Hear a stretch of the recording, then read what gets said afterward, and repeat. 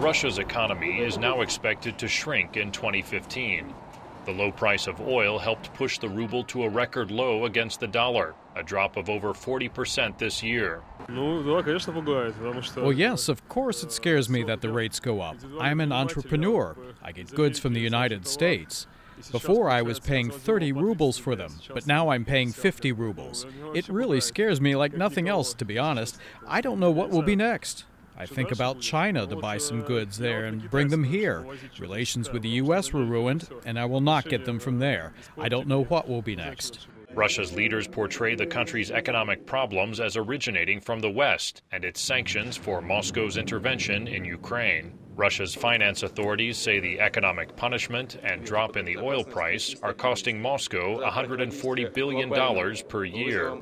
But Russia's former Minister of the Economy, Andrei Nechayev, says the country's over-reliance on energy and raw material exports and its poor investment environment are to blame.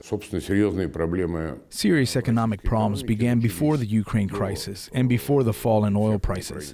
Since 2012, the primary macroeconomic indicators have plummeted, with the exception of inflation, which has gone up. Consumer prices are going up, helped by Russia's retaliatory ban on Western food imports. But state propaganda is so far keeping public anger focused on what it calls foreign enemies. I think there is no sense to criticize the government now, because we are now alone and we have to be united.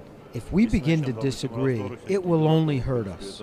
But Nechayev says Russia's economic enemy comes from within, as authorities are doing little to keep billions in capital and foreign investment from fleeing the country. I'm convinced we must make serious entrepreneurial reforms in order to protect property rights, to create a truly independent judiciary system, and to conquer what is probably the nation's worst disease, corruption. Despite the downturn, things are not as bad as when Russia emerged from the Soviet Union and he was put in charge of the economy, says Nechayev. Back then, economics collapse was a real issue. Everything in the press was true, that Russia might not survive the winter. Threats of hunger, the loss of public transport, chaos, a possible civil war like in Yugoslavia, but involving nuclear weapons. They were all real threats, not journalistic exaggerations. Nechayev says such a deep economic crisis would only be possible today if oil prices dropped to $40 a barrel for at least a year. For most Russians, dealing with the upcoming recession means getting much less for their ruble and having to pay more to travel if they can afford it.